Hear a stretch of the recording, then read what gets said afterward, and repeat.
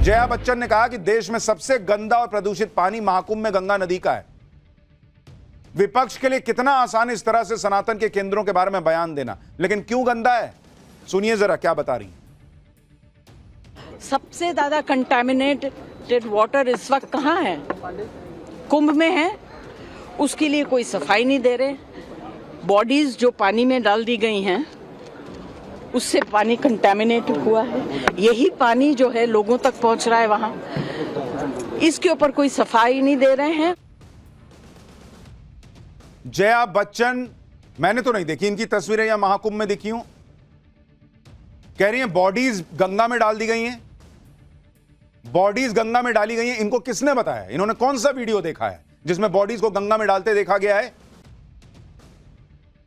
क्या क्या चाह क्या रहे हैं ये लोग? मैं नहीं समझ पा रहा हूं कि सिर्फ पैनिक फैल जाए, लोग महाकुंभ में आना बंद कर दें, फिर कहेंगे अरे देखो ये तो खत्म हो गया, जो हिंदू एकता की बात हो रही है, जो सनातनियों की एकता की वो बात हो रही है, वो खत्म हो जाए।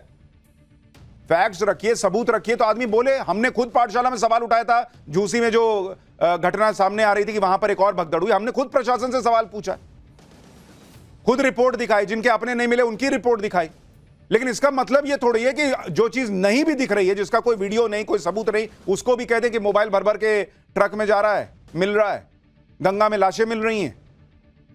जया बच्चन को गंगा का पानी सबसे प्रदूषित लग रहा है। जया बच्चन के मुताबिक हजारों लोग महाकुंभ में मारे गए, लेकिन जया बच्चन को जांच से दिक्कत है। जया बच्चन कह रही है कि महाकुंभ हादसे की जांच की जरूरत ही क्या है, सब कुछ तो सामने है। गजब दो तरफा बात है बॉस। सुनिए एक बार इनको। क्या जांच चल रही है दुनिया में? हिंदुस्तान में कितनी जांचें चल रही है, जांच खत्म नहीं होती क्या? कुंभ में जो अभी चल रहा है उसमें जांच की जरूरत है? आप देखिए ना, आप लोगों के पास सारी तस्वीरें आ रही होंगी। जो दलदल में लोग फंस गए हैं उनको बाहर निकाल रहे हैं। इस देश में इस वक्त बहुत बड़ी समस्या है और वो है जो कुंभ मेला में हुआ है।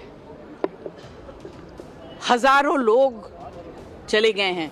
सही नंबर इनको देना चाहिए और हाउस में इस तरह के दोगले बातें नहीं करनी चाहिए। जया बच्चन ऐसा लगता है आज भी फिल्मी दुनिया में जी रही है, जहां हीरो या हीरोइन कह देता है कि बस ये हुआ है और उसके बाद फैसला हो जाता है। ऐसा नहीं होता मैडम, ये देश है, इनको जांच भी नहीं चाहिए। और इन्होंने कह दिया कि मर गए हजारों तो मर गए, गंगा में फेंक दिया तो फेंक दिया।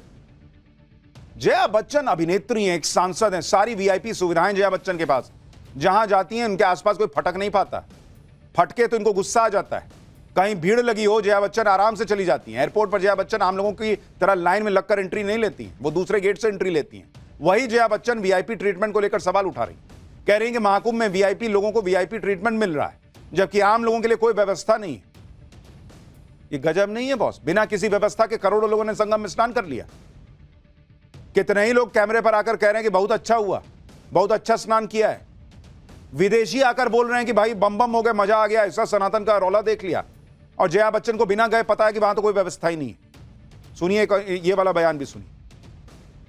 तो कमजोर तबके के लोग हैं जिनको कोई वीआईपी ट्रीटमेंट नहीं मिलता है, वीआईपी चले जाते हैं कुंभ में, नहाते हैं, उनको स्पेशल ट्रीटमेंट मिलता है, उनकी तस्वीरें होती हैं, नेक्स्ट दिन आप लोग सब छापते हैं, दिखाते हैं। मगर जिन लोगों, जो गरीब लोग, जो आम आदमी हैं, उनके लिए कोई सपोर्ट नहीं है, कोई अरेंजमेंट नहीं है। झूठ बोल रहे हैं।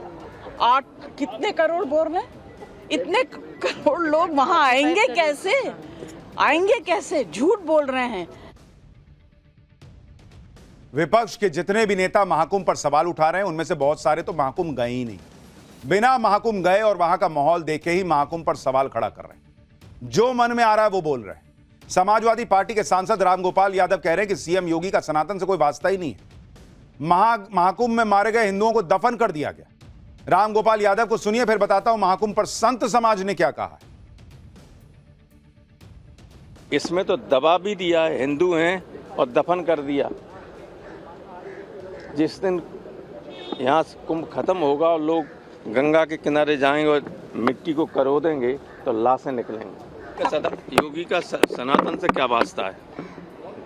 जो लोगों को वहाँ मार दे, मरवा दे और ये भी नहीं जानने दे कि कौन मरा, कौन जिया, कौन जिंदा है, कौन घर पहुँच पाएगा कि नहीं पहुँच पाएगा, वो सनातनी हो ही नहीं सकता।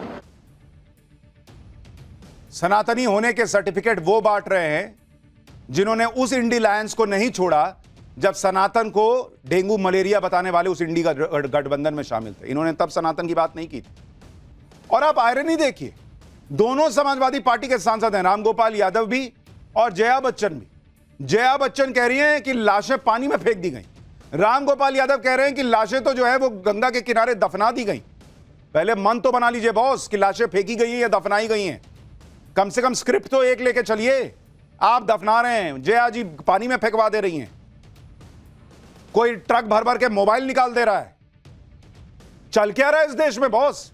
सनातन का एक पर्व बर्दाश्त नहीं हो रहा क्या? गलत पे सवाल उठाइए, फैक्ट्स के साथ उठाइए, आपको साथ मिलेगा। लेकिन पूरे पर्व को आप कहिएगा कि खत्म कर दो, कुछ है ही नहीं वहां, लोगों को कुछ मिल नहीं रहा वहां। महाकुंभ को लेकर दो तरह की बातें हो रही। एक तरफ राजनीति करने वाले लोग हैं जो महाकुंभ से जुड़ी हर बात पर राजनीति कर रहे हैं, महाकुंभ के बारे में नेगेटिव बातें कर रहे हैं। दूसरी तरफ संत समाज है, करोड़ों श्रद्धालु हैं जो महाकुंभ जाकर स्नान कर रहे हैं, और ये वो लोग हैं जो महाकुंभ की व्यवस्थाओं से संतुष्ट हैं। मौनी अमावस्या से पहले और उसके बाद महाकुंभ में कहीं कोई दिक्कत या परेशानी नहीं हुई है। संत समाज भी यह बात समझ रहा है कि महाकुंभ की पहचान एक हादसा नहीं होनी चाहिए। वो दुर्घटना दुर्भाग्यपूर्ण थी, लेकिन उसके अलावा भी महाकुंभ में बहुत कुछ था। और ये लोग जो आज तकलीफ दिखा रहे हैं, इनमें से एक नेता गया है क्या जो लोग मर गए उनसे मिलने के लिए, उनके परिवार वालों से मिलने के लिए? एक नेता गया है क्या? आज ही बसंत पंचमी का अमृत स्नान था, जिसे लेकर संत समाज ने क्या कहा है वो सुनिए, फिर बताता हूं कि आज किस तरह से सीएम योगी महाकुंभ के अमृत स्नान की खुद मॉनिटरिंग कर रहे थे सुबह 3 बजे से उठकर। श्री प्रधानमंत्री माननीय नरेंद्र मोदी जी के मार्गदर्शन में उत्तर प्रदेश के अत्यंत संवेदनशील, सभ्य, शिष्ट और संस्कारवान योगी आदरणीय योगी आदित्यनाथ जी महाराज के सत्संकल्प से आज हम स्नान कर सके। बहुत बहुत बधाई, धन्यवाद। करोड़ों अनुयायियों का प्रतिनिधित्व करता हूं और आज उन सब की जो प्रसन्नता है उसका मूल केंद्र हमारे योगी आदित्यनाथ जी हैं, आदरणीय प्रधानमंत्री नरेंद्र मोदी जी हैं। बड़े बड़े दिगंबर महामंडलेश्वर और श्री महंतो सबने बड़ी से स्नान किया, बहुत मतलब सुविधापूर्वक स्नान हुआ और बहुत बढ़िया व्यवस्था हुई है, बहुत बढ़िया व्यवस्था हुआ। ओम नमो नारायण। ये साधु संत और सन्यासी विपक्ष को नहीं चाहिए जो कह रहे हो कि वहां व्यवस्था अच्छी है। उनको सिर्फ वही व्यक्ति चाहिए जो कहे कि मुख्यमंत्री योगी आदित्यनाथ इस्तीफा क्यों नहीं दे रहे। विपक्ष चाहे महाकुंभ पर कितनी ही सियासी डुबकी लगाए, लेकिन चाहे संत समाज हो या फिर करोड़ों सनातनी, महाकुंभ की आस्था पर कोई आंच नहीं आने दे रहा। आज बसंत पंचमी पर महाकुंभ का तीसरा और आखिरी अमृत स्नान था। मौनी अमावस्या पर अमृत स्नान के दौरान मची भगदड़ की घटना के बाद यह अमृत स्नान हो रहा था, जिसमें आज 2,33,00,000 से ज्यादा श्रद्धालुओं ने संगम में स्नान किया। 13 जनवरी से अब तक 37 करोड़ से ज्यादा लोग संगम में डुबकी लगा चुके हैं, जिनमें 30 से ज्यादा देशों के लोग शामिल हैं। आखिरी अमृत स्नान में नागा साधु आकर्षण का केंद्र थे।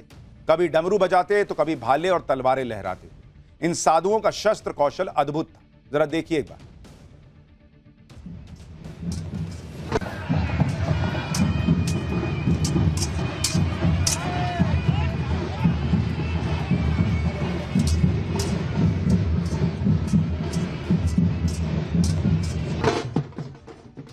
संगम तट पर डुबकी लगाने पहुंचे साधु संतों और श्रद्धालुओं पर योगी सरकार ने हेलीकॉप्टर से आज पुष्प वर्षा करवाई। हेलीकॉप्टर से सभी घाटों और अखाड़ों पर स्नान के दौरान फूलों की बारिश हुई। अब आपको महाकुंभ से एक रिपोर्ट दिखाता हूं, इसके बाद बताऊंगा कि आज सीएम योगी खुद कहां बैठकर पूरे अमृत स्नान के दौरान महाकुंभ की व्यवस्थाओं को मॉनिटर कर रहे थे और महाकुंभ में जो मौनी अमावस्या के दिन भगदड़ मची थी से आज के अमृत स्नान के बीच क्या कुछ बदला है। लेकिन पहले यह रिपोर्ट देखिए। अमृत स्नान है और पिछली बार मौनी अमावस्या के दिन जिस तरीके से भगदड़ मची थी वो स्थिति ना हो, इसके लिए प्रशासन की तैयारियां क्या है। एक जो बड़ा परिवर्तन आया है वो रूट बहुत क्लियरली डिवाइड किए गए हैं और फ्रंट लाइन पर रखा गया है पैरामिलिट्री फोर्सेस को। आप ये देखिए, रस्सियों के सारे पैरामिलिट्री फोर्सेस के जवानों ने एक रास्ता बना लिया है, एक रूट बना लिया है और डिवाइड कर दिया है ताकि अब भीड़ को अलग अलग भागों में बांटा जा सके और एक जगह भीड़ इकट्ठा ना हो, भीड़ चलती भी रहे, लोग संगम की ओर उतनी ही तेजी से जाएं, स्नान करके फिर वापस भी आएं, इस बात की भी पूरी तैयारी है। तो फ्रंट लाइन पर इस बार रखा गया है पैरामिलिट्री फोर्सेस को और उसके बाद उन्हें दिशा निर्देश दे रहे हैं जो पुलिस के जवान यहाँ पर तैनात है। चूंकि यहाँ पर जब आप आते हैं तो ये संगम द्वार है जो सामने आपको दिखाई दे रहा है, ये संगम द्वार है और इस संगम द्वार से जब आप आगे बढ़ते हैं तो सीधे संगम नोज तक आप पहुंचते हैं। और एक और चीज मैं आपको दिखा रहा हूं, चूंकि ये रास्ता सीधे संगम की ओर जाने का है और जो लोग स्नान कर ले रहे हैं इस रास्ते से जाकर उन्हें इस रास्ते से वापस नहीं आने दिया जा रहा है, उन्हें वहां से आगे की ओर डाइवर्ट किया गया है और जो नहा कर आने वाली, स्नान करके आने वाली भीड़ है उन्हें रास्ता दिया गया है कि आप इस रास्ते से आए। चूंकि भीड़ इस समय थोड़ी सी उतनी ज्यादा नहीं है तो इसलिए कुछ लोग आने वाले रास्ते से भी चले आ रहे हैं, लेकिन फिलहाल ये प्लानिंग बहुत क्लियर है कि अलग अलग रूट रहे।